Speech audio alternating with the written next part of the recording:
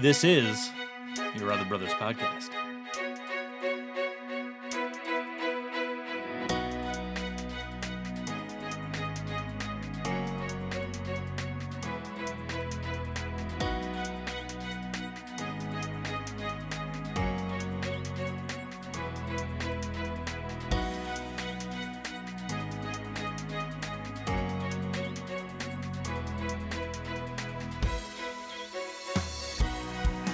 Welcome, friends, to Your Other Brothers podcast, navigating faith, homosexuality, and masculinity together.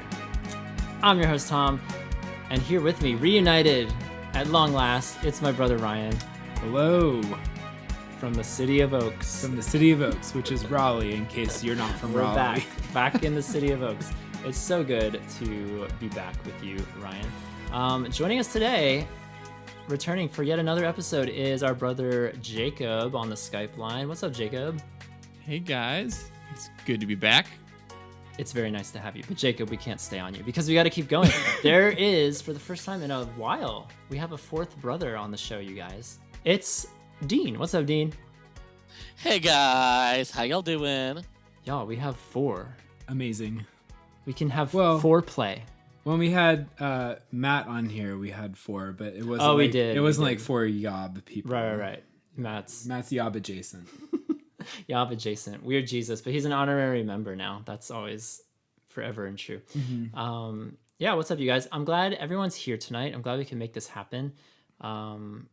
This is I don't know. This is going to be a different episode. I'll just say that right off the bat. Let's just cut to the chase. This is going to be kind of a different, maybe weird episode. I don't know. Maybe it'll be fine. Mm-hmm. Maybe it'll be great. But we're talking about letting go today. Mm-hmm. Letting go. And we have lots of stories to share. The impetus for this being, I feel like I have a conversation with our dear listeners that's been long overdue. And it's time to pull up a chair, and it's time to sit down by the fire. And I've actually got my tea. I'm literally drinking tea during this podcast because my throat is a little, it's not sore, but it's not feeling quite right. I'm trying to think of an adjective for it. It's a little raspy. It's a little tickly. So I'm gonna be drinking the tea tonight, and we're gonna have some conversations about letting go of things in my life, and maybe things in my other brothers' lives that are gathered around today. So Sounds like we might need some tissues too. we might need some tissues. We'll see. Tissues and tea. Mm-hmm. Yeah, but it should be a great conversation. I'm excited. I always love talking with you guys. I know it's always a safe place, right? Yes. Right. Absolutely. Dean is looking at me with the puzzled look, so I don't know. I can't make any promises. No, I'm excited to just share a little bit of my heart, what I've been processing here lately. But first, before we get to that, how was everyone's Easter and Lent season? Let's go around talking about that for a second. Does anyone have any stories to share about Easter, or family get-togethers, or Lent? Because we all know I have a Lent story that I could share. I mean, there was lint in my laundry filter when I did laundry this past week. Boom, boom, ch. So, No, Dean, that's Lent. Lent. Oh, you meant Lent. Mm. I hear the difference now. Lent, not Lent, but Lent, not Lent. But Got not it. like you lent somebody a book, like you lented from something. Is that right? That's not the right terminology. Yeah. During Lent, you, you let go of something, essentially. Oh, there's the tie-in. There's the tie-in. There it is. Yeah. There we go. Plus, we are recording this a couple weeks after Easter, so there's that as well. I took you might recall from a previous episode that I took a break from Lent, or a break from Twitter for the 40 days corresponding with Lent, although I don't like to say I was fasting from it. But I gave it up, and Right, because as Gosh, Jacob said, you didn't announce it, so it wasn't I, official. yeah. So it wasn't real. And it was actually kind of nice, and coming back to it was kind of overwhelming. And so I don't know, I'm kicking around the idea of only doing every other month on Twitter, maybe just doing even months on, odd months off. Although I've already screwed up May, so. So if I tweet you and you don't respond, I'd be like, oh, maybe he's just Right. breaking. If for it's the an month. even month, that means I'm taking even months off. If it's an odd Okay. month, Okay. taking odd months off. Now, Ryan, you say that coming back was overwhelming, but someone did leave you a series of really beautiful tweets upon your return for you to enjoy. So some part of it had to have been sweet and encouraging and wonderful. Some creeper with an unpronounceable handle. Thank you. It was very sweet. Yeah, Jacob, my friend Jacob, left me a series of treats to find. Treat tweets. But now you're back, and Twitter is still horrible. It's a very depraved like a land. dog returning to its vomit. Yep. So if I return to Twitter, It's what happens sometimes. It's either depraved or hilarious, or maybe both sometimes. both, but that's like the extremes that I find on Twitter these days. Yeah. I didn't do Lent, so I don't even. I mean, Easter's always a busy time. Working at a church, I did 9 services over Easter weekend. Ooh, yeah. So that was highly exhausting. You But should have told your church staff that you are lenting from participating in the services. See how that goes. yeah, I don't think that would have worked. I could have tried that, but Just say it's for Jesus. Yeah, for your that would relationship. not have gone over well. Would not have gone over well. But it was what it was. But yeah, so not really any story for me other than 9 services over 3 days. wow. God bless you, Dean. Well, as we all know, I don't even remember which episode that was. Was it the last episode or the one before that? I forget. But we talked about when I was writing a blog about it. We were talking about my masturbation fast, which I referred to as a masturbation cleanse, which then Ryan joked should be marketed as like, what did you envision Tom's masturbation cleanse looking like? Like a pill or a serum or I mean, it's what is the packaging of that product? it depends on if you're cleansing using masturbation or cleansing from masturbation. Right. If you're cleansing from it, then I'm picturing a nice meaty but readable book like with the methodology and philosophy behind it. And if that's the direction you're going, I'm not sure what else you're looking for. That'll work. So people have been asking me. So it's kind of weird. Like it's a weird thing when I write a blog about stuff like that, and then I got a few emails throughout the process, throughout the 40 days saying, "How's it going?" Which is kind of a weird thing to ask. Like, how are you doing not masturbating? Or is that still a thing? Yet? Right.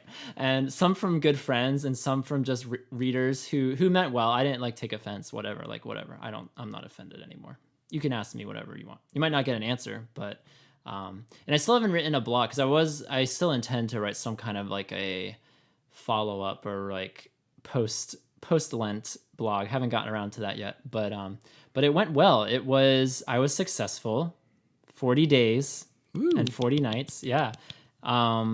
Towards the end, it was like days 34 through 39 that were the hardest for me, where I just was like, oh, I'm so over this. Like, this is, what is this? Why am I doing this?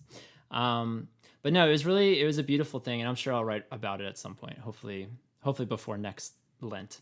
But yeah, no, it was just like really great what has been my first go-to method for comfort or for temptation in the worst case scenario.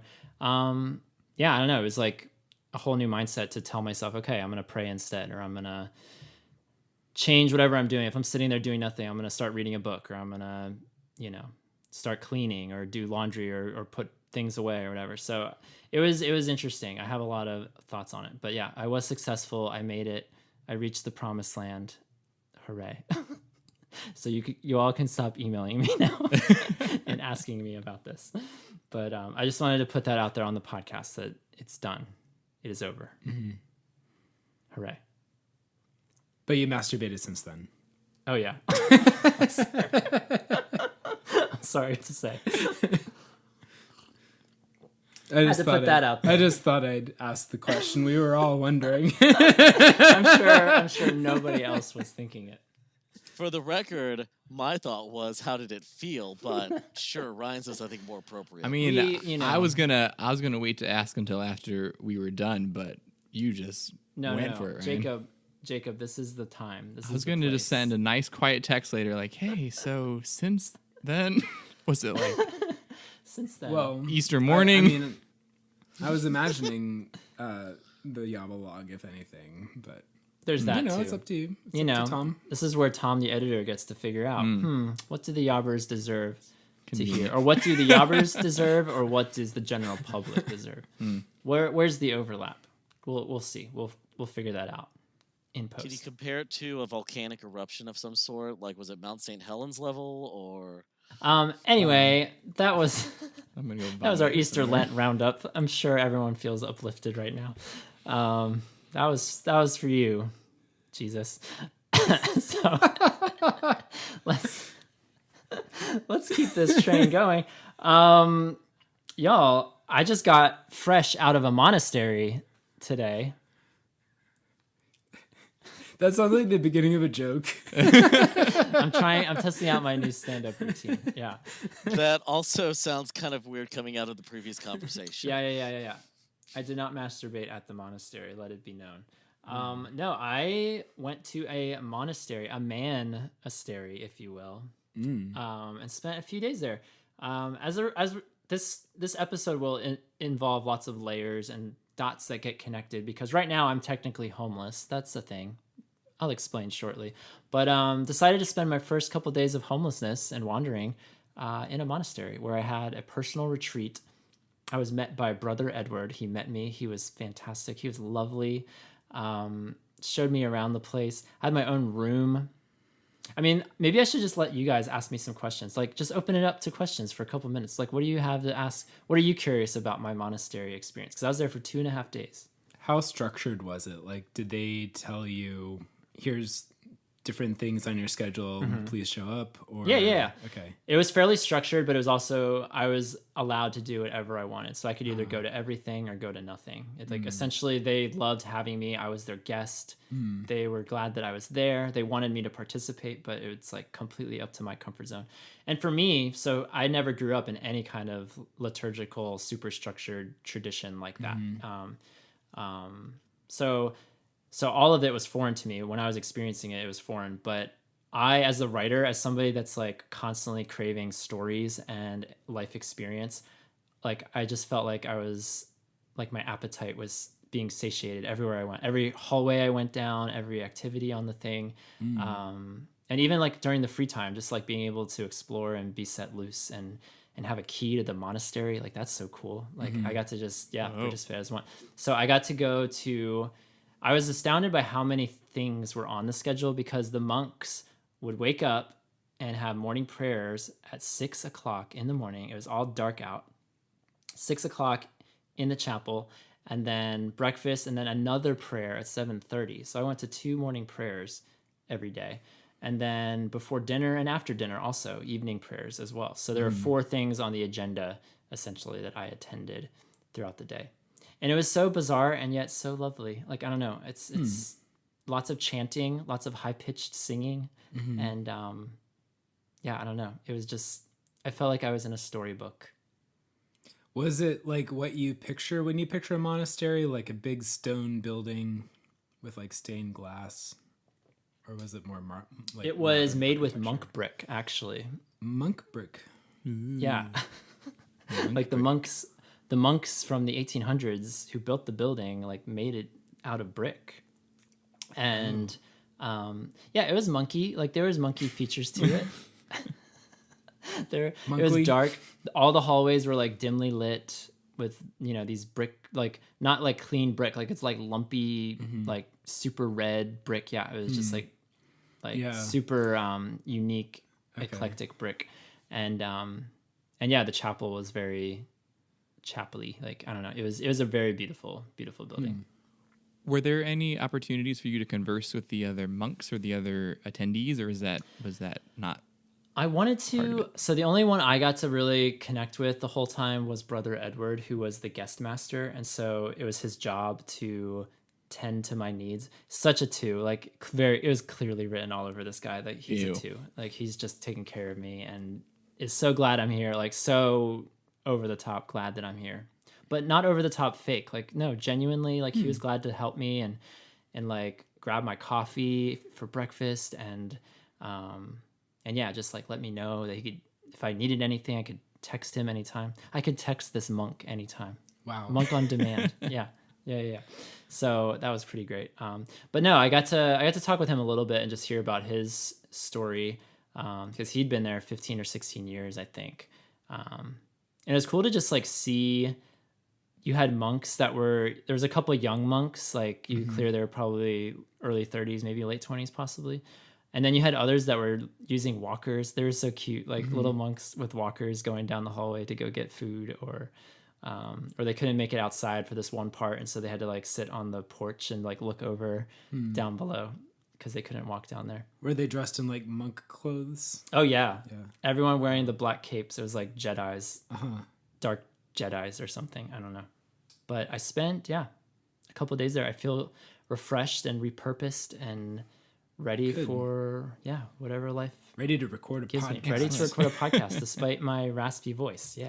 I was just going to ask if there were other people there who were also like you, who were visitors. Like, were there, or was it just you and all the Like monks? non-monks. Mainly just me. There was another person visiting, but he was a professor because this was at a university as well. So, so there was like a guest professor that was in town. So technically he was another guest, but really I'm like the one that's completely on the outside of this thing. So I felt like I stuck out everywhere because everyone's wearing black robes, and then I come in with my like with my skinny jeans and like my blue plaid shirt, and I'm just like I have like a baseball hat or whatever. So I don't know. I just feel inevitably I was going to stick out no matter what. But no, it was such a great experience. If you have the opportunity to take a personal retreat at a monastery, I assume that they do this pretty much anywhere. Some monasteries might be busier than others, but I had a delightful experience. It was totally free. I just like sent the guest master an email and exchanged some reasons back and forth, like why I needed a retreat, and boom, all of a sudden, I'm sleeping with monks. It was great. That sounds so lovely. Yeah. So if your faith tradition like had a history, had like a tradition of monks and monasteries, would you consider like joining one now? No, and that's probably like another episode right there. Okay. I'll tease that as a future episode because that's something that's like been vaguely in my head of like some sort of monastery existence. If I see myself being single and celibate the rest of my life, all these dudes they're doing the same thing, but they're just of a different faith tradition. So is there like some kind of Protestant version of monastery, or I don't know, like what would that look like? And the short answer is no. I think I'm no longer like looking for something like that. Okay. Not that I ever was seriously, but I was kind of like, oh, that's interesting. Yeah. But I think that's worth something talking about someday for sure. No, I'm super curious. Same. Yeah, we'll have to have a long, in-depth conversation about monasteries. YOBBERS. Yeah, I don't know. Okay, technically I didn't have a brother beat, but I'll just say what mine is because it's like it sort of ties into what I was just saying. So I have to use it, but we'll see. You weren't gonna have one, then suddenly you have like a very urgent one that's I'm going confused. to make it into the episode. What was that last sentence? What did that mean? I don't know. I don't have a brother beat, but I'm going to use it. Oh, is that what I said? Sorry, Yeah. I'm not on there. I'm hopped up on coat Tea. Throat coat tea. Yeah. Okay. So it's time for the brother beat. Hey Dean, can we get a jingle? It's the brother beat. Thank you. Thank you. So we're doing the brother beat, and mine's really quick. I promise this will be really quick. It's not a long one. So when I was at the monastery, because I just thought about this, and it ties into beats because for dinner one night we had, it was amazing meals. Like whoever the chefs are at this place, top-notch food. Called by the Lord. Called by the Lord. The Lord's hands truly prepared these meals. And we had chicken and pasta and like strawberry salad. And on one night they had beets, but not those like beets that you think in your head, like red, slimy, or like smells like dirt beets. These were golden beets. Have you guys ever heard of golden beets? Have you had them? Have you eaten them? No. I think so.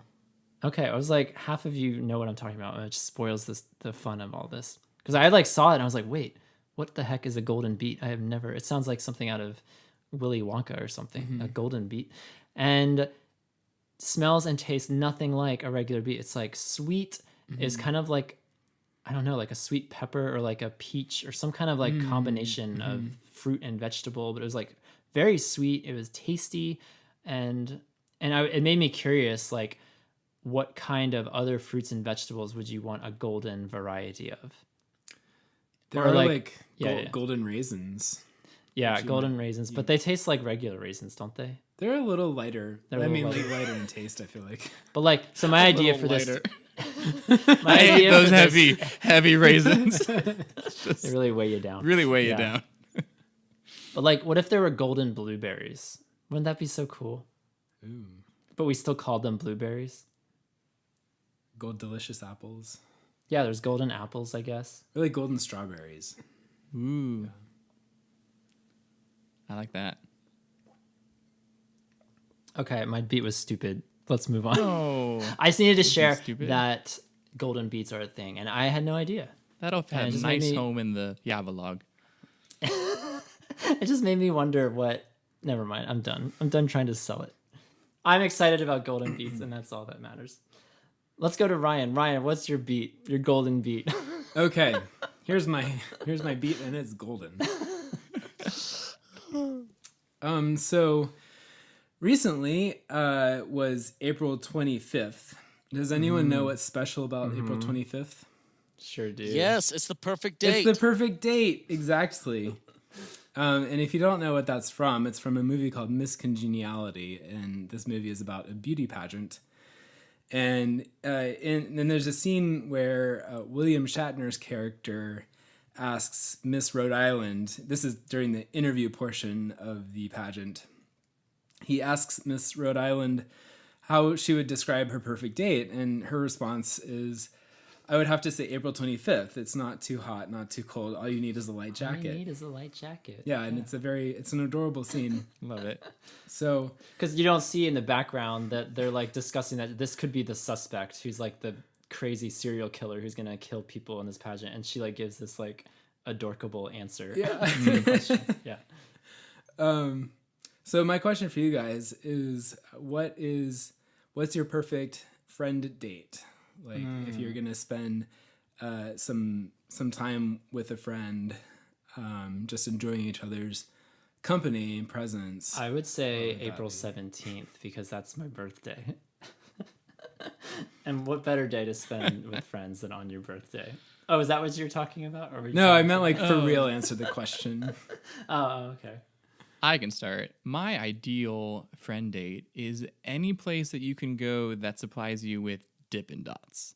So these are places like the zoo or a baseball game or amusement parks, or something that I just learned recently is that there is a local bowling alley here that has a Dippin' Dots vending machine. So any of those places where you get both the fun of whatever is contained in such context, plus you get to share Dippin' Dots, which is what brings people together forever. Thank you. End of TED Talk. You and Thanks your to our Dippin' Dots. sponsor, Dippin' Dots. Thanks to our sponsor, nondescript bulleted ice cream balls. Hey, Yeah. you watch it. Also, Jacob, just so you know, there's a few malls in Georgia that have Dippin' Dots in them. So But you can also go to a the mall. downside is Georgia. Oh, I thought you were advising him to go to Georgia. But No. I think my ideal friend date is probably pretty boring. I'm just okay with like getting coffee or tea or just walking around the mall. Like, I like talking and hanging out. So like my ideal friend date is literally just talking and hanging out. I'm really probably boring. And that the nice thing is though, that can be done on pretty much any day in the year, including February 29th. So and yeah. you're pretty much a cheap date because it doesn't have to be. You don't have to go anywhere. You can just hang out. This is the part where you embarrass me, right? Because you just wanted to hang out with me that one time, and I was like, "Why? Why do you just want to sit across from me while I work on my computer?" Yes, that did happen one time with Tom where I just wanted to hang out and he was like, "Why are you following me?" And I was like, "This is just what I do." And It's like I had to friendly come to a stalking. realization later. Yeah. No, it was quite lovely. So sorry Quality for time. trying to be your friend. Sorry for your friendship. No, it was great. It was a fun time. Yeah, no, similarly, I feel like I'm not too different. I maybe require a little more intentionality than Dean, but nothing really all that fancy. Just like hanging out, talking. I like silly things like bowling is fun. Mini golf is one of my favorite pastimes. So I love mini golf. Yeah, pretty much sports that are not really sports, you know? Like, so bowling, mini golf, ping pong, you know, things like that are fun. Cool. Yeah. Amen. You throw in coffee and I'm set. Okay. I guess I'll have to answer my own question. And gosh, now I feel like the most high maintenance person.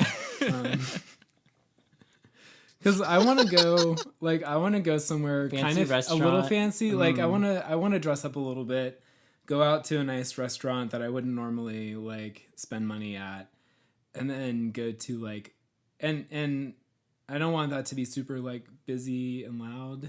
And then I want to go to like a nice bar to get like an upscale cocktail, and I also want that to be quiet. Maybe some like you know, chill scene, some piano, maybe, I don't know. So, but then I also want to be in bed by like 9. So. That's my Amen to ideal that. friend date. That's not too high maintenance. That's doable. It's not too No. bad, but Yeah. definitely I more like high it. maintenance than. More high maintenance than Dean, certainly. Yes.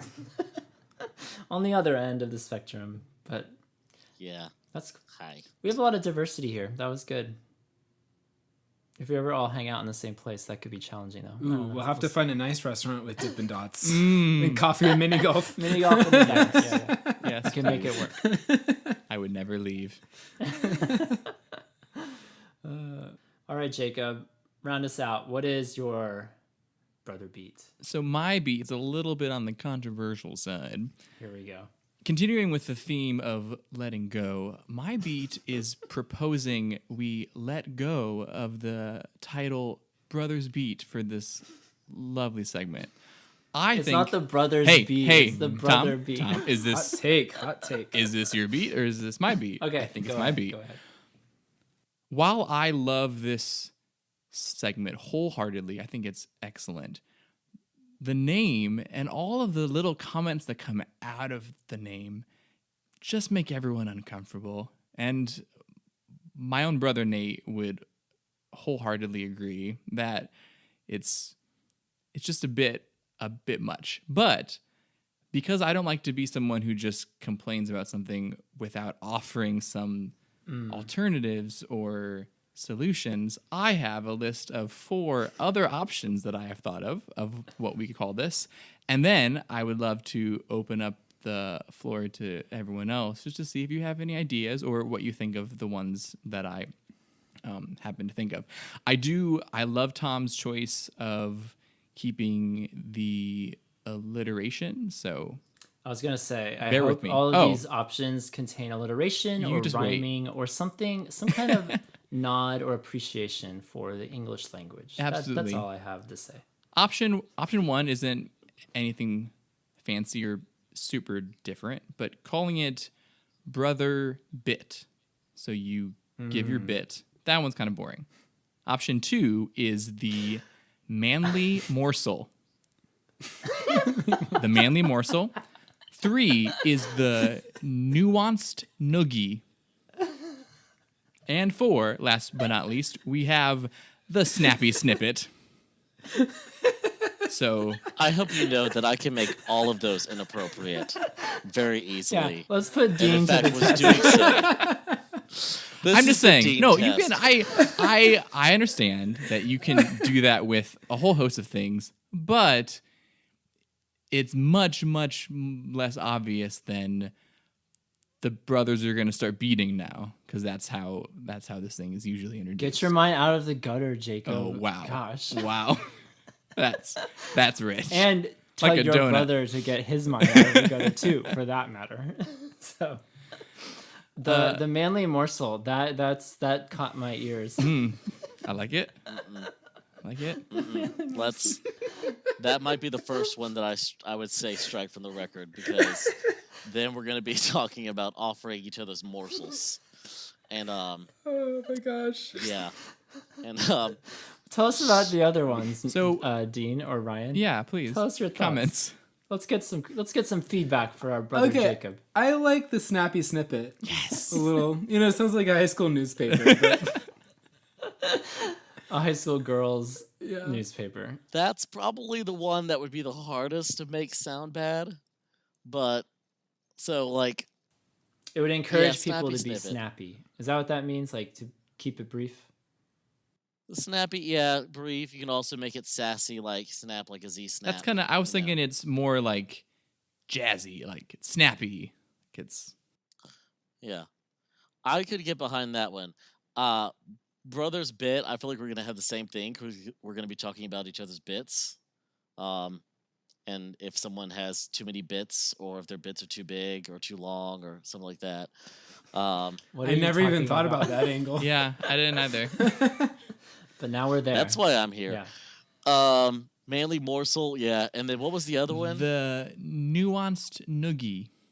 I don't even know what that means. Nope.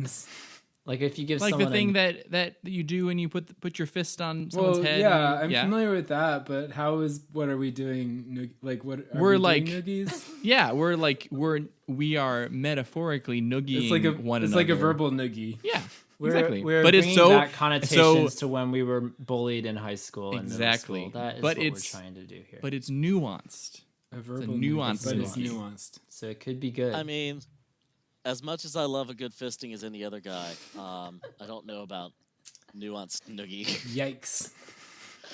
so Well, I tried. what's the consensus there? Well, no, there doesn't actually need to be a consensus. I just Okay. felt like it This was is good. it was only right for me to offer some Uh-huh. options. You've you know? offered us 4 suggestions, Jacob, and I am very grateful for your mind. And as always, we'll let the listeners decide. Because in the listeners- Yabbalog. you let the listeners in the Yabbalog decide. I know what that means, Tom. there could be hundreds or there could be 5s of them. We'll see. Knew it. I knew it. We'll see what happens. Anything can happen in the Yabbalog. Well, that's like 4 more options than I was able to come up with. Right, Because right. I was trying to think of other alternatives, and Yeah. Don't think, y'all, that Brother Beat was like the first thing I thought of. Like I don't remember what else I was playing around with. But that was my angle was like, we're all news reporters. We have a beat to bring, and we're like, and it alliterates with brother, and it sounded good. And like, yes, there was like this potentially offhanded, off-color direction that some people might take it. I'm And pretty then we sure invited that Dean you on the commented on the podcast. very first time that it was introduced, because I then was I- on that episode that it was introduced. Yes. But like we have to keep this thing fresh and going. So I'm always open to rebranding and retooling things, but ooh, what about the fraternal freshness? Yes. maybe this is the gag. Maybe it's like every week we just call it by a different thing. Yeah. Like we all know what it is. It's just like we're all just bringing something to the table to talk about. So maybe we just call it something new every week. That could be funny Yeah, or confusing. I'm all for it. Listeners it. who come in like every other week, they'll be like, "What is this?" Here's the part of the show we call Yeah, the hunk trunk. I kind of like the idea. This is good. I kind of like the idea of changing it up every week. And then maybe like 15 episodes from now, we come back to Brother Beat. And Yeah. Yeah. Or Yeah. or we don't, you know? Thank you for your manly morsel, Jacob. You were so Yeah. Left my mouth so watering. welcome, Dean. Now that all our mouths are watering from the morsel that was just fed to us, let's continue with a shout out for all of our faithful yobbers, all of our faithful supporters on Patreon. If y'all want to be a yobber, if you want to listen to this yobbalog that we always talk about and reference for all the stuff that we just can't possibly put on the actual show that you're listening to now, you can go to patreon.com/yourotherbros and get in on all the good stuff there. And before we get into this episode, which we're going to make a hard pivot here in a second, but before we get to the rest of the episode, big shout out to our sponsor for this month's episode of Your Other Brothers podcast. We're talking about letting go. And so what other product helps you hold on for dear life? Especially, like, I think Ryan will appreciate this as a fellow CrossFitter. CrossFit? Yeah, what up? When you have workout gloves, those change the game. You can hang on to that pull-up bar for up to 3 seconds longer, maybe. Or longer if you actually have upper body strength. But the workout gloves, they're great for holding on to things so that you don't have to let go. At least don't have to let go as So quickly. that you can let go when you want. Right. Let go when you want, not Yeah. when you can't possibly hold on anymore. Yes. I would just like to say I'm a little disappointed that Elsa did not return our calls to sponsor this episode. So, Elsa, I'm waiting still. I'm waiting. You're going to have to let that go. What would Elsa have said? I mean, I think she told me to be the good girl as I was always supposed to be. So, something along those lines, but I'm working on it. Okay, so I gotta say, Dean, Ryan and I are very disappointed.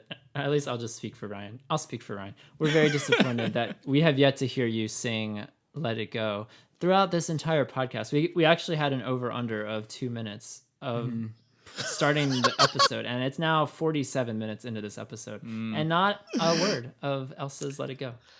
Not a word. I'm sorry. I've been waiting for an opportune moment to bring it in.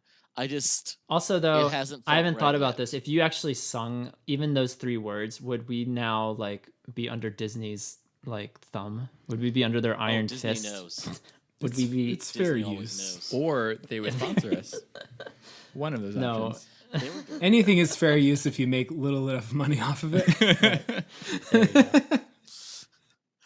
Oh man, I'm sure it'll come in at some point, and if we get through the episode and I haven't sung it yet, then I will tag it on at the end Perfect. of the Yobbalog. Okay, how does that sound? Perfect.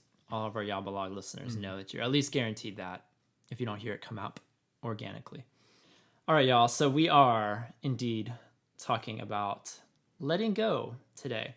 And here's what I mean by that, because I have a situation in my life that affects actually a lot of people, a lot of you maybe even listening, that I've had to let go of recently.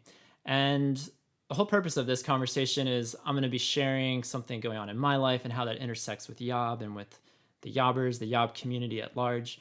But I also don't want it to just be about that. Like, I want this episode to be a little bit bigger than that. Like, everybody in life has to let go of things, let go of people, let go of experiences, let go of the past, let go of the future. Like, there's a lot of things throughout life that as healthy humans, and certainly as healthy believers, like, we have to let go of things and welcome in new things. And so that's the impetus for this episode, hopefully by the end of our time together with all 4 of us. But I did want to take this time here at the beginning to just share about where I'm at right now. I mentioned earlier in the episode that I'm currently living on the road and homeless. And I say that in a dramatic way, but it just means that I'm in between living situations and I'm just taking a couple months to travel and probably meet a lot of you guys actually who are listening right now. Probably going to be intersecting with a lot of you guys in different cities around the country the next few months. So I'm really excited for that. But there's a lot of reasons for this trip, but one of the ones at the top of the list is just to catch my breath a little bit and, literally change my scenery and get away from Asheville, from the Jewel. As much as I love the Jewel of the Blue Ridge, I feel like now more than ever, I need time away from that city and all that's transpired there over the last year, because it's just been a heavy, brutal year, honestly. And I kind of vaguely reference certain things in my blogs or even on this podcast. I might have mentioned things here and there. But yeah, I just wanted to take this time to talk about things and situations and even people that I've had to let go of in recent time. So for any new listeners that are listening, and maybe some old ones too, but primarily new ones, if you're clicking onto Your Other Brothers podcast, you might notice that our podcast starts at episode 40 now. And I've already gotten a couple messages and a couple inquiries about, hey, where's episodes 1 through 39? Did y'all do those? Is there a secret link to that, or does that exist somewhere? And the answer is yes. There used to be 39 episodes of the YOBcast. This was a podcast that started in 2016. It's 2019 now as we record this particular episode. And as of today and for the foreseeable future, 39 episodes are no longer available. They are scrapped from the records. And that was a decision that was about a year in the making, actually. And I guess I want to say from the start that it's hard to have this conversation, and like already I feel like I feel 6 literal eyes on me right now. Like, oh my gosh, what, like, it's just such a different tone. Like I hate that this is the tone, I guess, of this episode or of any episode, because I love our podcast for the chemistry and for the back and forth and for the interaction. That it's never just like one person's, stage for, however long this winds up being, 10, 15, 20 minutes. But I want to say from the start that, yeah, I have never, nor do I ever want to like resort to gossip or say things that, aren't anyone's business to know. And that can be challenging when I put myself out there as a writer, as somebody who has a podcast and kind of makes my brand, so to speak, on vulnerability and sharing things that maybe a lot of other people don't feel comfortable sharing, or people who have reached out to me time and time again to appreciate me and affirm me for sharing things that maybe don't come as easily for other people. At the same time, it's hard to sidestep and navigate around this particular conversation without invoking someone else that used to be highly involved in our community, someone else who co-founded this community with me, and someone who was my co-host for 39 episodes. It's hard to just not to pretend like this person never existed or to invoke their name as I'm sharing what I'm sharing, because the reality is it's been a hard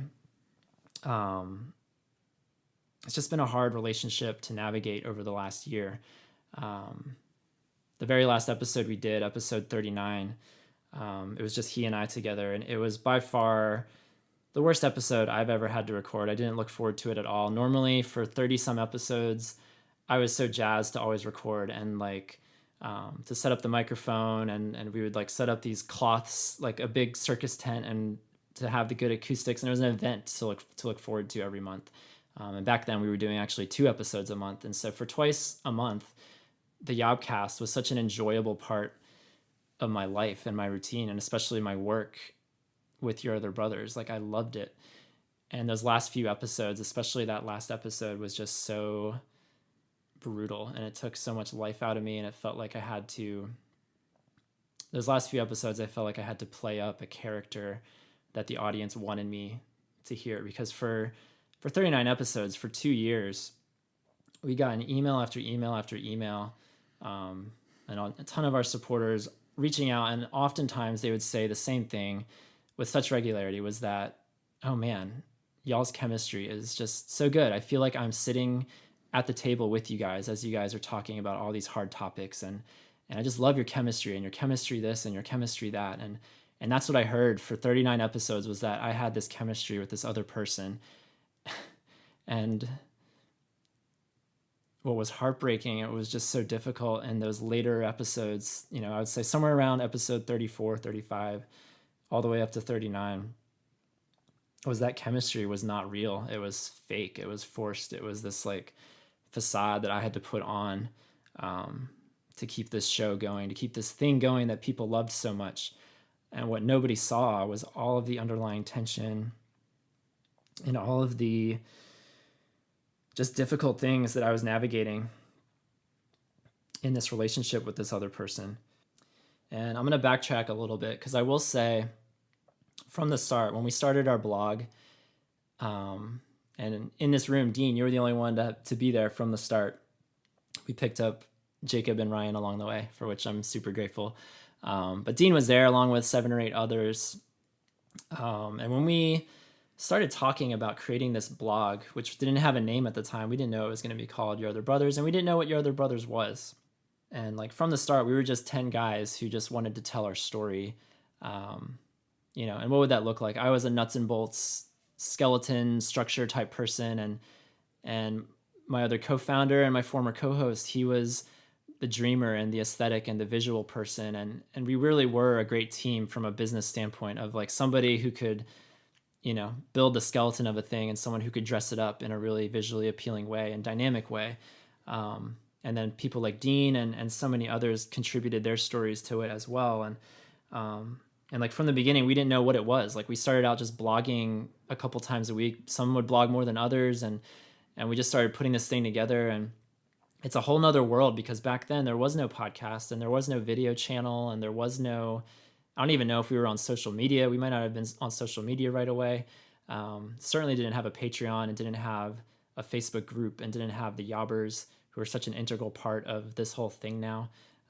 Like I said, it's how Jacob and Ryan even arrived here. So from the start, none of that was on my agenda. Maybe other people visualize something like that, but I just thought like, oh, we're just creating a blog and ... We'll see what happens. And I had no idea that within a couple of years, this thing would blow up to the point, not to the point of like millions of downloads, nothing like that, but hundreds and if not thousands of downloads, and beyond just numbers, just actually people not only listening, but responding and wanting to contribute to the discussion and contribute to the community, contribute to the finances. And that added this whole other layer to what Yob was. And through this whole process, leadership has not been something that's come naturally to me. I can point to 1 or 2 times in my life where I was explicitly a leader, but nothing to the extent of the role that I've kind of just stepped into with Yob as the editor of this community and as the host of this podcast. Like, leadership has not come easily to me. I've had to learn as I go. I've learned that I already knew I was a conflict avoidant person. I think I've learned through this whole process that I'm definitely very much inclined that way, to avoid conflict rather than address it head on, hoping that the clouds will roll away, that the sun will come out, and I don't have to do anything. I can just be patient and let it happen and save myself the strife of having to enter into that. And I won't share what was said, because we used to have these author retreats that Dean, you've been a part of in the past. We used to have these author retreats, and a couple of years ago we had an author's retreat where we were talking about Yob, and we were talking and we're circling and brainstorming and talking about what we were and how we wanted to unify and make this even stronger and better. And like, when I'm looking at the trajectory of everything that's happened, the fallout, the change that has happened in our community, I point back to this singular moment as the moment that I wish I would have entered into the conflict rather than run away from it. Because this was now a year into the podcast. We'd been running from 2016 to 2017. And so the summer of 2017, we were having this author's retreat, and I won't say what was said, but there was a comment made just about spirituality, about Jesus, about where we were, that really threw me off. And my former co-host, like, he was very open and very vocal about where his faith was and things that he shared on this show in our earlier episodes. And I knew there was a lot of difference there. I knew there was actually a significant difference between where he was and I was and where I was, but it wasn't until that retreat comment was made that I realized we were further away, further apart than I thought previously. And I just remember when the comment was made, that I just remember my heart sinking and just like almost having to replay that memory back. Like, wait, was that just said? Did he really just say that? Is that really the state of where he is and thus where we are? Because up until this point, I thought we were not totally in sync, but I thought we were in sync enough to still have a productive, quote unquote, business relationship by doing a podcast together. But secondly, more prominently, having a productive and a meaningful and a cohesive friendship as well. And up until this point, I don't know, it was a blindsiding comment, because up until this point, I really thought that despite any like denominational differences or whatever you want to call it, like, we're a multi-denominational community, and that's the beauty of it. Some people have a lot of problems with denominations. I love denominations and love the different aspects and attributes that different denominations bring and things they illuminate in other believers. And so the denominational differences weren't ever a deterring factor in the friendship, in the relationship. But I say all that through the lens that I thought the cornerstone was solid. I thought the foundation was solid. I thought, if we can unite if we can unite on the basic concept of who Jesus is and who we are, then I thought we were good to go, despite any other differences or things that might come up in random conversations like around the house or dinner. I thought the foundation was there. And what I learned in that moment at that retreat was that the foundation wasn't there. And rather than enter into it, I let a whole year go by, essentially. And essentially what happened over the next year is that one comment turned to 2 comments, turned to 5 or 6 comments, turned to a really unhealthy, for me, I'm just speaking for me personally, a really unhealthy living situation that I was a part of, which is another reason we'll get to the deletion of the episodes here eventually. I'm getting there. But we actually did a podcast episode on living together, which is just kind of brings a tear to my eye now, looking back on it now, because we talked about, what does it look like for 3 SSA or gay identifying believers to live together? And is it possible? And can we make it happen? And can we make it work? And essentially by the end of the episode, we were saying like, yes, like we're doing it, we're making it work, and we're 3 very different people. And, what happens a year later is that doesn't work anymore. That falls apart. I feel like it's for my own, not only my own benefit, but my own necessity that I had to move out, that I couldn't keep living in that environment anymore. And when I made that decision, it was very clear that along with that, there needed to be a separation on the podcast as well, because like I said at the top, forcing myself to do a podcast that I used to love and that I now dreaded because I had to force myself to pretend to be somebody in perfect cohesion with somebody that I've been friends with for years and years and years was just absolutely abysmal. And I hated it. I hated it so much.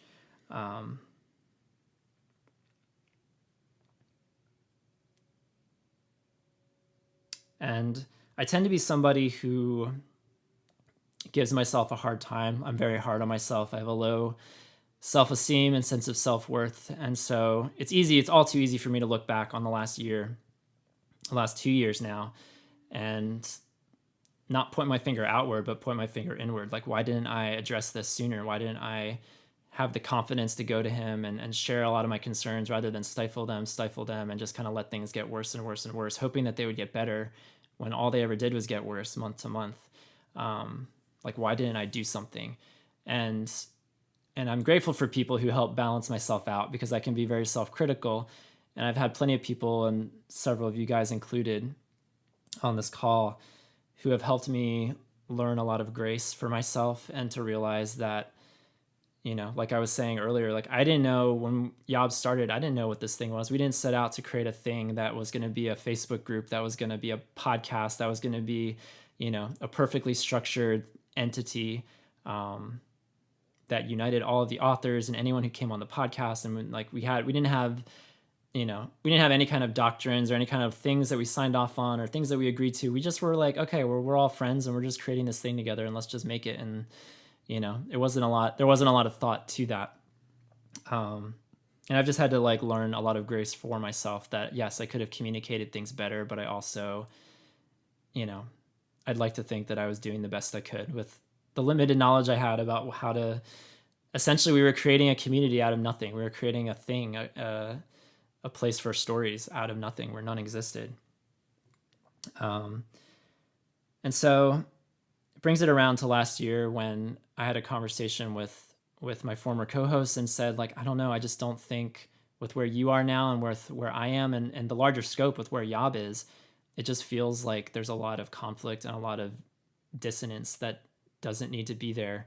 And that I think the crux of my struggle, I think last year, was figuring out, what is YOB? Is YOB first and foremost a storytelling community, or is YOB first and foremost a Jesus-centered community?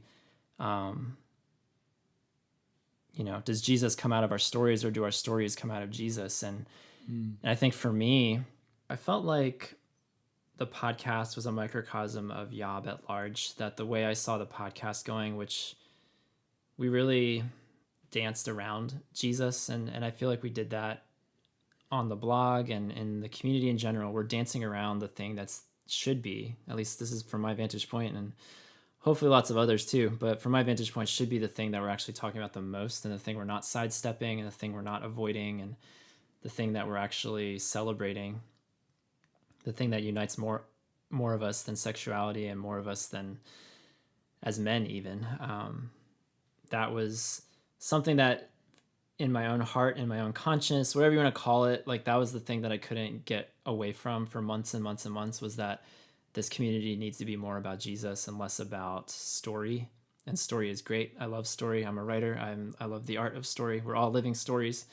But yeah, I had this very distinct, from my own vantage point, like if I was going to continue doing Yob, it wasn't going to be to continue sidestepping around Jesus and avoiding it and pretending to have this chemistry that, you know, I guess I did a good job. I guess I was a great actor. I don't consider myself a great actor, but I guess I was able to play the role that everyone needed me to play for those last few episodes to just keep this thing going the way that it had been. But in my heart of hearts, I knew it wasn't sustainable. I knew it had to change. And really, like I said, the living situation was the thing that issued the change, because people might ask, like, why then? Why that moment in time? And the reality was, with Elise ending, I feel this restlessness and this stirring in my soul that it's not the best thing. And so essentially that was the conversation that I had to have with him, was this reality that I feel like what Yob's cornerstone needs to be is the thing that I don't think you would agree for it to be. And he was very clear that was not a cornerstone he was going to sign up for. And so then it's like, we're at a standstill. What do we do?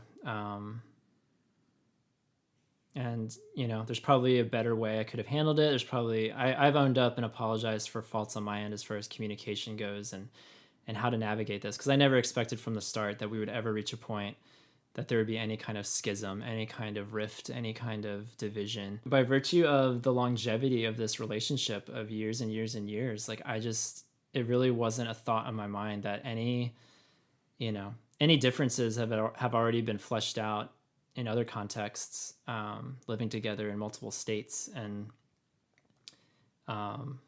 yeah, when we started this thing, I just had no concept that there would ever be a scenario where there would ever have to be a discussion where I have to ask somebody to step away, because it just feels like it doesn't fit with who we are and what our cornerstone is built on.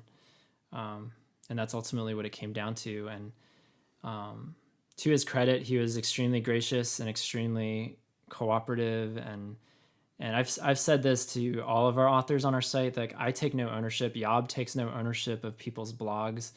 We've had plenty of other authors come and go as well for other various reasons, sometimes just time constraints and not having the time and the space to be able to contribute as much as they did previously. And when those other authors have left, they've taken their blogs with them. I don't feel any sense of ownership over people's individual stories. Like I've made that clear from the beginning, and I had no problem when he left the community that his blogs went with him. What was a contentious issue in the background for upwards of a year was the podcast, because the podcast wasn't just his story. It was his story intertwined with my story, intertwined with Dean's story, intertwined with Ryan's story, and intertwined with 5 or 6 or 7 other brothers' stories that we'd featured on the show for 39 episodes. And it didn't feel fair. It was for a year now. We would have these discussions, and they weren't regular. They were very sporadic, but there would be these discussions that would be like, hey, you know, are you going to take those podcasts down? When are you going to take those podcasts down? And much like the retreat comment from a couple years prior, this was a conversation that I did not step into as much as I needed to. It was one that I tended to avoid. It was one that I tended to give a short answer to, one that probably required a longer, more thoughtful dialogue about. Because for me, from my vantage point as like I consider myself a fair person or someone who plays by the rules and a responsible person. And from my vantage point, I was like, well, like, yes, you poured your hours into this thing, but so did I. And so did, you know, all these other brothers from our website. They put their time and their energy and their spirit into these episodes. And, you know, why should one person leaving the community, why should that dictate what happens to the rest of our efforts on this collaborative project? And to make a long story short, this is already going much longer than I thought it would, but to make a long story short, those discussions reached a point where suddenly looking back on 39 episodes no longer brought a sparkle to my eye. And I think I kidded myself for that long, for almost a year, that that these 39 episodes were special, and they were. I mean, we got so many emails, countless emails, people all over the world who found our podcast, listened to our episodes, binged our episodes, some in the span of a week or two, and just couldn't stop listening because it was engaging and it met them where they are, and they loved the chemistry, and for all those reasons I mentioned earlier. But for me personally, there was a day fairly recently when I looked back on the archives and on the episodes and looking at the episode titles, and in particular that one that said Living Together, and kind of what that one episode encapsulated, which was no longer true. And I hoped that by keeping the episodes alive, by keeping them in this like purgatory archive state, that maybe there would be a return to that someday. Like maybe there would be a time where there would be unity and restoration, and a continued journeying, a continued friendship. And what I had to come to grips with and what was hard, but also not hard. It's hard thinking back on it. I'm getting emotional thinking about it, but it was actually a fairly easy decision when it came down to it. Like, am I going to delete these 39 episodes, or am I going to resist this and push this to my final breath? It was very actually easy to say, you know what, I think it's time to let go of these episodes that were great for what they were, and they absolutely got us to where we are now. But by deleting those episodes, and something that you guys in particular have affirmed of me, and that's why I was super grateful to have all three of you guys on this episode, is that there's been so much encouragement, not only from the authors, but from other people in the community who have encouraged us and can encourage me that we can always go back. We can go back and revisit old topics. We can go back and talk about emotional dependency. We can go back and talk about things like pornography and fathers and family and growing up and childhood and high school. And we can talk about all the things that we talked about for 39 episodes. It's not like those topics are dead and undivable, We've already done our 2 masturbation episodes. That's true. We might have already done enough on masturbation, but yeah, I mean, there's that comfort to know that we can go back, we can re-record, we can do a lot. In many ways, it's opened up a lot of new possibilities. The whole concept of letting go of these 39 episodes, and letting go of, what was a really great and pivotal and formational time in my life. I mean, those 39 episodes represented, in large part, getting Your Other Brothers to where it is today, from a community standpoint, from a content standpoint. And now I look at it as our primary mission, which like I firmly believe in, isn't a storytelling one. That's far more secondary to me. My personal primary mission is the gospel, and it is putting Jesus first, and explaining how Jesus infuses into our stories and kind of gives purpose and reason to all we're choosing to believe and do and live out. So I will say, to close my little story, not only am I letting go of 39 episodes, I'm also letting go of the city of Asheville and all that it represents, because I think I absolutely moved there with the mindset of creating a little YOB headquarters, a little YOB universe, a YOBBERS. And when it was good, it was great. It's, some of the best times I've ever had living in community with other people. And when it fell out from under me, it was probably, the worst situation I've ever been in. And as I enter a period, for those that don't know, I'm entering a 2-month period where I'm going to be in between living situations and doing some traveling and driving around. And, we're having a retreat very soon for our YOBBERS, our second ever retreat. So that's going to be really fun. And I have some conferences and events that I'm looking forward to attending this summer as well. And so it's going to be good for me to get out and just kind of catch my breath a little bit and trade out some mountains for other cities and other people for a little while. But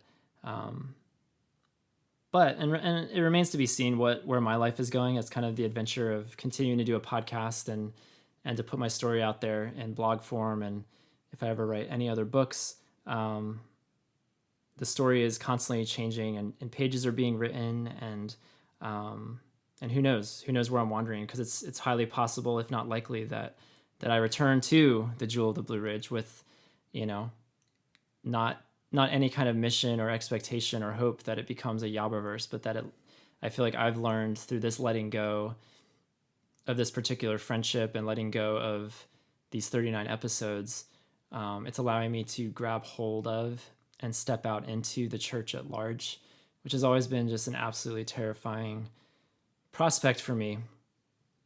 Because as good as Yob was, I've absolutely used Yob and fellow authors and people in our community as a crutch and as a safe place from the scary church that doesn't get me and doesn't understand me, and I've had a hard time integrating into essentially my entire life, save a year or two period here and there.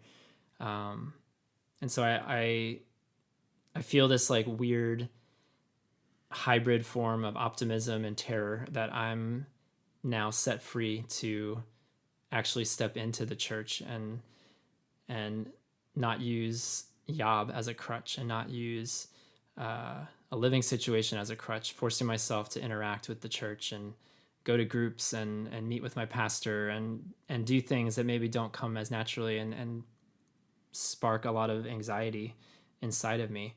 That's kind of the immediate thing that I can see as a benefit to letting go of this particular thing, this particular situation, is that, I don't know, I really do feel God calling me to step out further into the church and realize I'm not as different or as ill-equipped maybe as I think I am.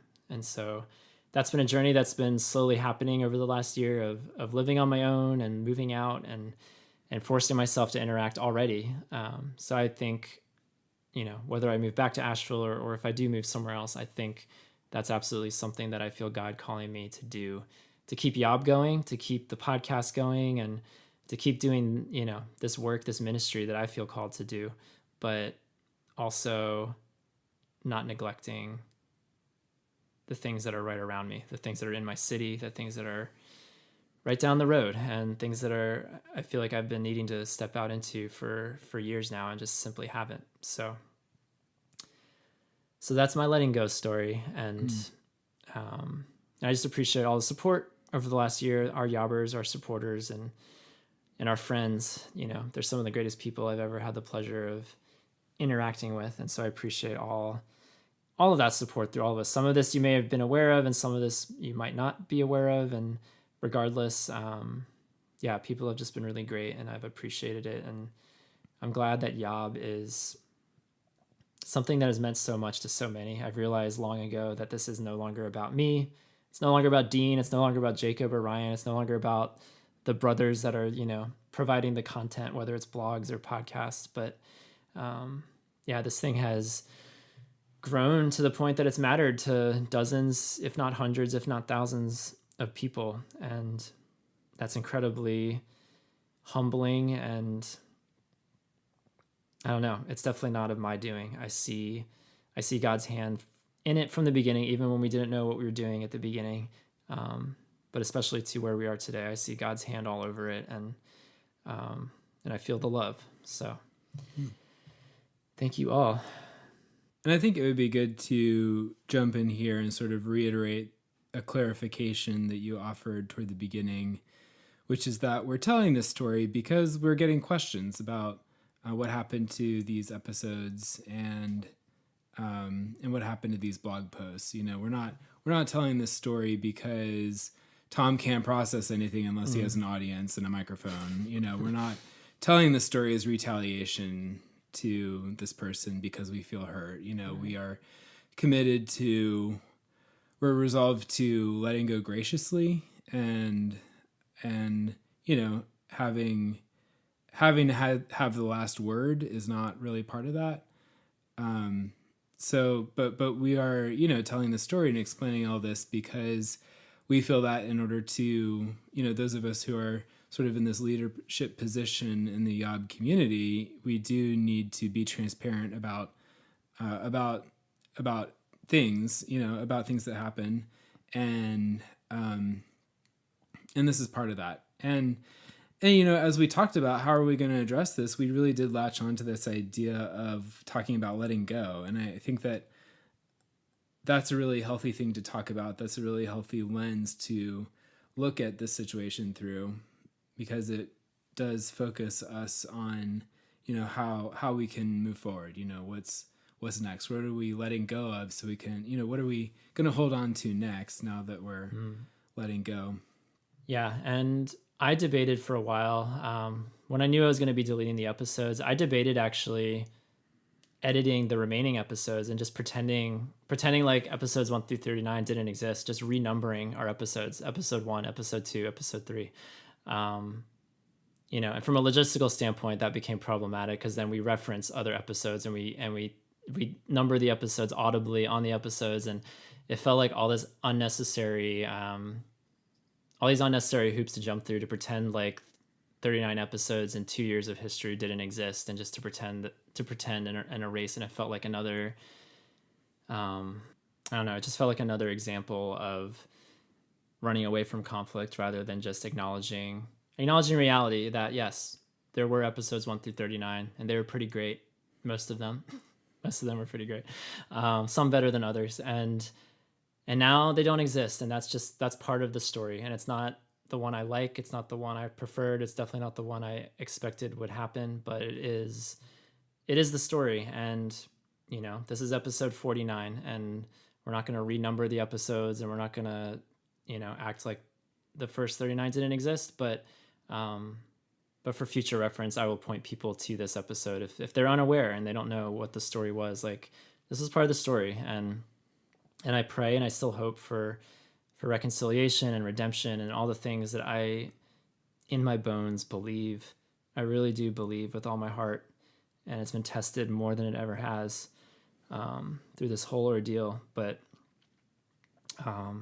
the story is continuing. And like Ryan said, like now it's, by letting go of one thing, it opens up hands for something else now to come in and to fill it. And I'll be honest, the 10 episodes we've done now since the 39, like I've felt a new spark and a rejuvenation and a love for doing this that I haven't felt in a long time. And you three guys in particular have been a huge part of that it's been such an enjoyable thing to gather around a mic. Like Ryan used the metaphor, like we're in a band or something. We're just like in our garage, and we're just like, we're just jamming out and we're just hanging out and we're having a good time. And apparently people enjoy it because we still get lots of comments and feedback on it. So it's something that I love to do again. And I'm glad that it's resonating with people, and that it's not just something we're speaking into the void, but that people are actually picking up and enjoying themselves. So yeah. And when we first talked about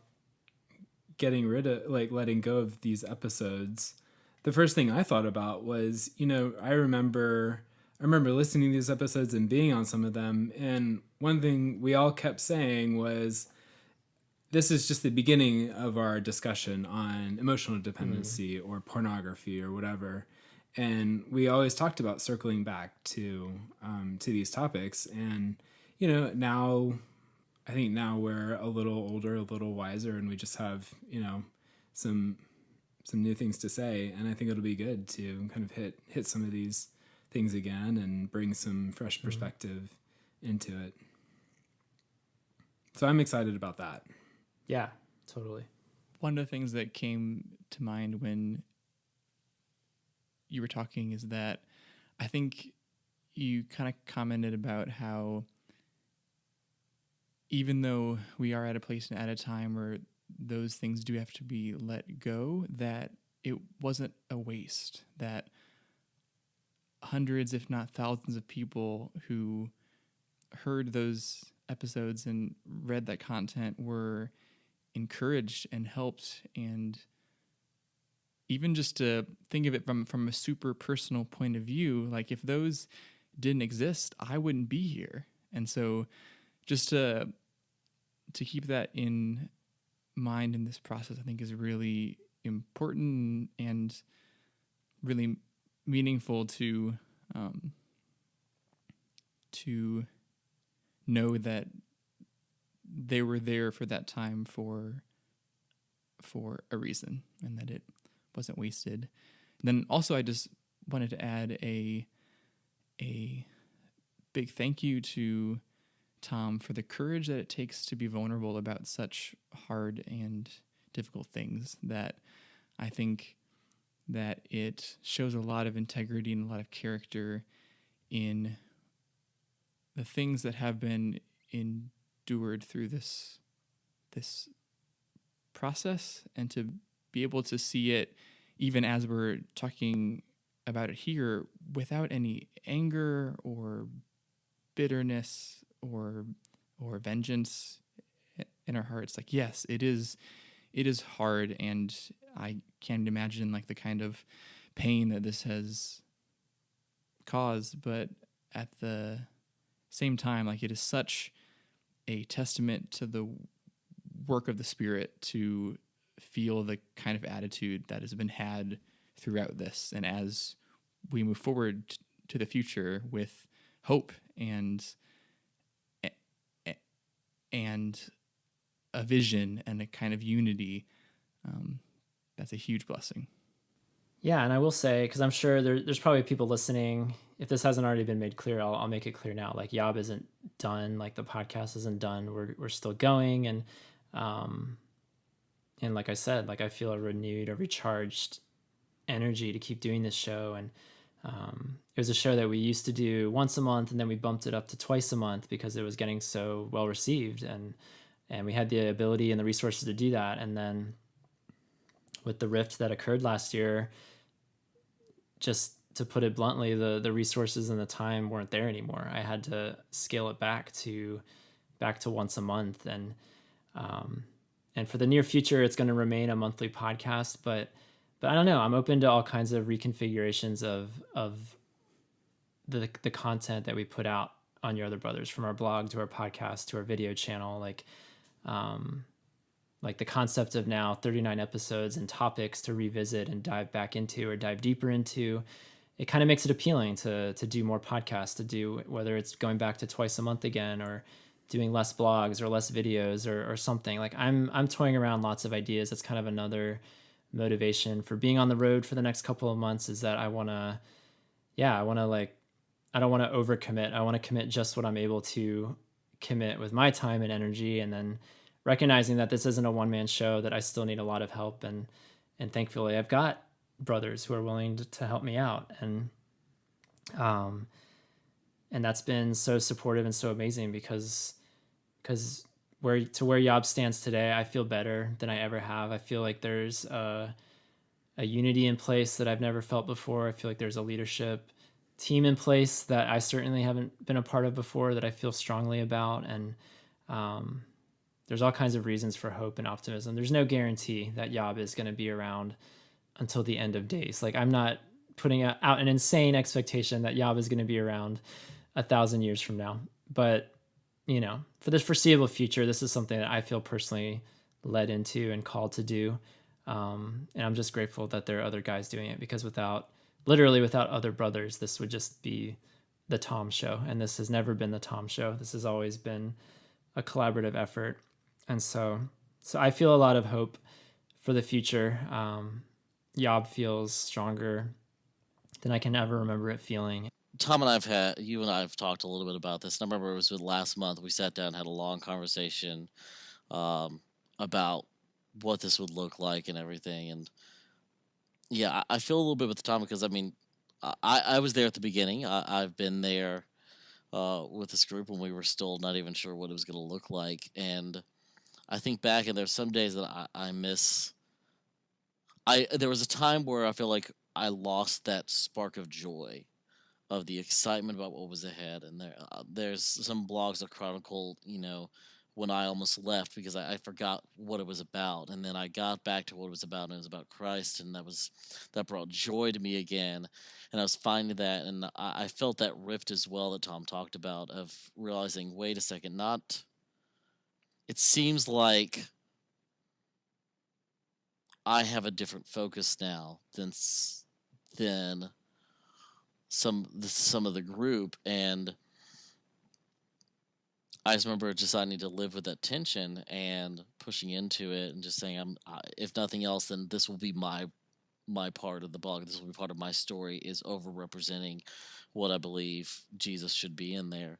Um, but yeah, it's Tom. I can't equate to his experience, but I know that there's been also a process of me of letting go, um, because I remember the start, and I've had to let go of holding on tight to that start and saying, this is how I wanted this to be like this for the rest of the time. Yes, we'll add people in. Yes, it'll grow, but I wanted that starting group to always be the same.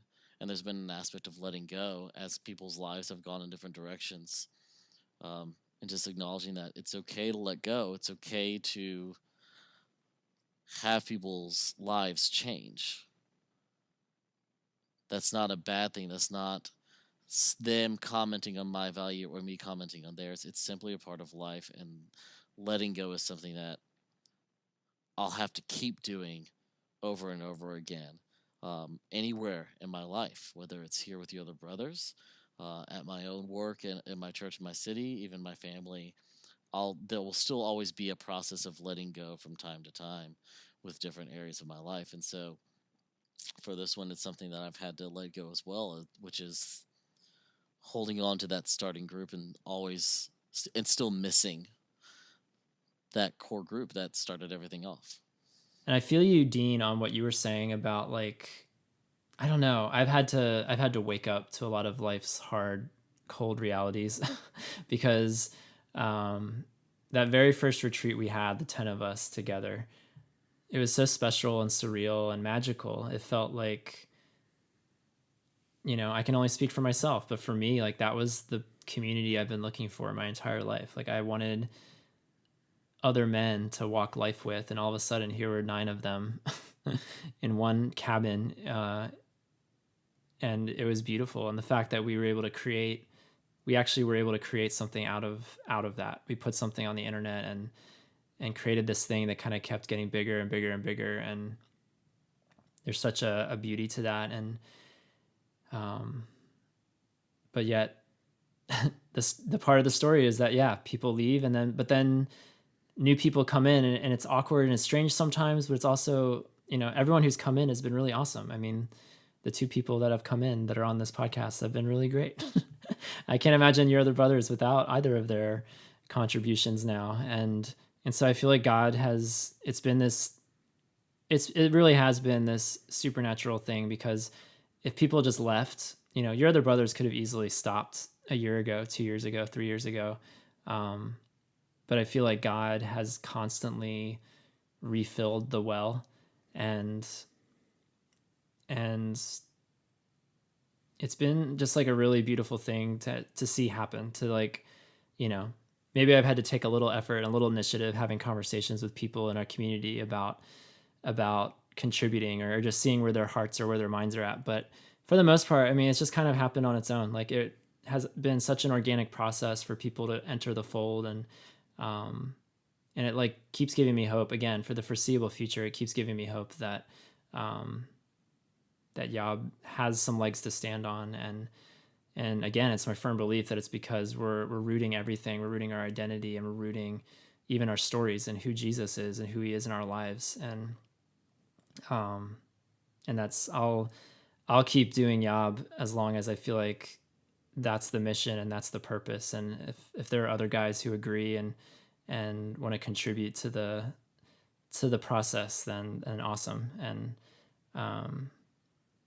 so I have lots of reason for hope in the future. And I'm excited for, we've just added some new authors. I'm excited for, more Jesus stories and more diversity. And it's becoming an eclectic group of people on our site. So if you're a podcast person and you haven't checked out the blog in a while, maybe venture over there, check out some of our new authors, new stories, and the content that's happening on that side of things as well. So I guess in closing, I just have some thoughts that maybe would help us to broaden this perspective on letting go, and maybe frame how we can think about what letting go means in our own lives. When I thought about this topic and thought about what stories would I share about letting go, at first I thought of just a few like relationship stories about people, mainly men, who, I've had these relationships with that I've had to sort of really let go of. And those have been these kind of seminal moments in my life, these change of chapter kind of moments in my life.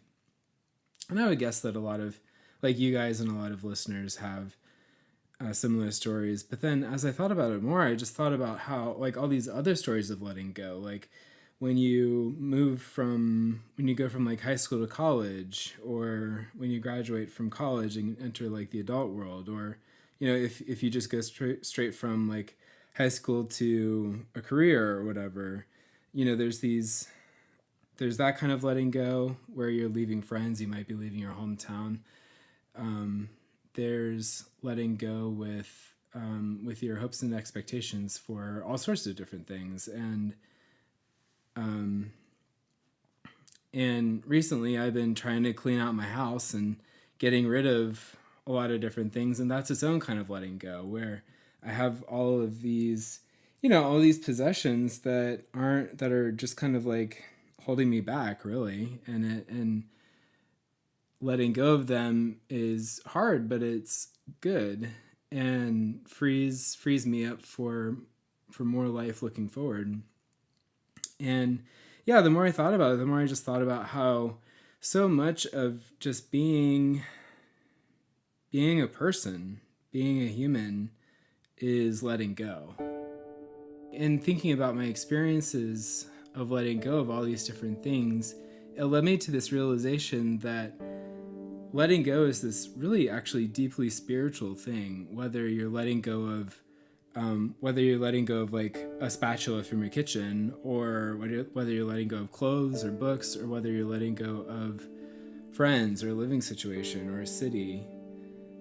It's this deeply spiritual experience because inherently in that is an act of trusting God. You're trusting God. I'm going to be okay without these clothes, or without this image, or without this activity, or without these people, or this person, or without this city. You're trusting God to provide for you and whatever is next after you let go. So I guess maybe that's kind of what I would want us to walk away with, is this reminder that in our letting go, that is an opportunity to find God, to encounter God. It's an opportunity for us to trust God and for Him to prove faithful and trustworthy, provide for us.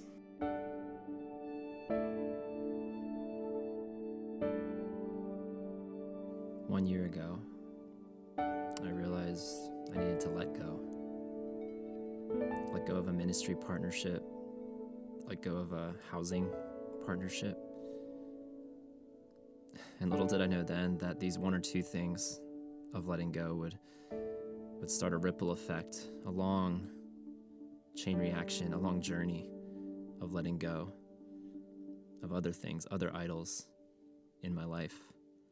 A letting go of my ideals, a letting go of a future, a letting go of intentional community and intentional brotherhood. And in some cases, a letting go of friendship entirely. A letting go of idols one by one, one after the other. A brutal beheading, month after month for the last year. My life, a metaphorical slaughterhouse of these idols. Author Bob Goff speaks about quitting every Thursday. Making room for new things in our life by quitting jobs and quitting hobbies and quitting other experiences. Marie Kondo wrote a book and hosts a show on Netflix about getting rid of tangible things that no longer spark joy. Because if you don't get rid of things, how can you add new things? After all, the human brain and the human heart can only contain so much. And yes, there can be a lot of strength, a lot of admiration even, in holding on to something when things get hard, when things get tough, when all you want to do is let go. And yet in many other cases, there's a lot of wisdom and a lot of purpose to the letting go. And God help us to know the difference. In Luke 18, Jesus encounters two types of people. Adults who need to let go of their adultness and a rich young ruler who needs to let go of something else. Verse 15 reads as follows: Now they were bringing even infants to him, that he might touch them. And when the disciples saw it, they rebuked them. But Jesus called them to him, saying, Let the children come to me, and do not hinder them, for to such belongs the kingdom of God. Truly, I say to you, whoever does not receive the kingdom of God like a child shall not enter it. And a ruler asked him, Good teacher, what must I do to inherit eternal life? And Jesus said to him, Why do you call me good? No one is good except God alone. You know the commandments. Do not commit adultery, do not murder, do not steal, do not bear false witness, honor your father and mother. And he said, All these I have kept from my youth. When Jesus heard this, he said to him, One thing you still lack. Sell all that you have and distribute to the poor, and you will have treasure in heaven. And come, follow me. But when he heard these things, he became very sad, for he was extremely rich. Jesus, seeing that he had become sad, said, How difficult it is for those who have wealth to enter the kingdom of God. For it is easier for a camel to go through the eye of a needle than for a rich person to enter the kingdom of God. Those who heard it said, Then who can be saved? But he said, What is impossible with man is possible with God. And Peter said, See, we have left our homes and followed you. And he said to them, Truly I say to you, there is no one who has left house or wife or brothers or parents or children for the sake of the kingdom of God, who will not receive many times more in this time and in the age to come eternal life.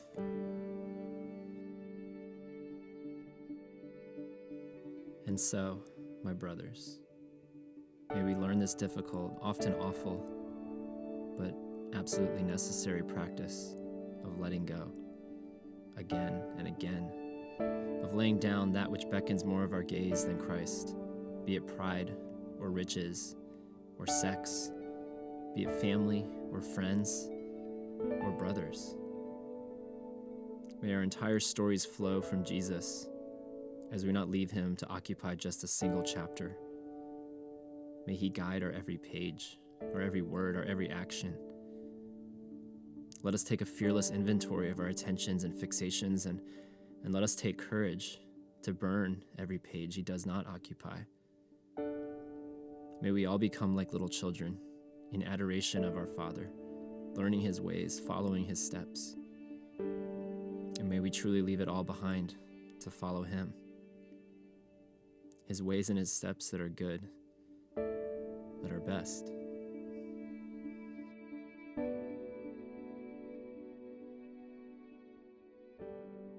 All right. Well, I think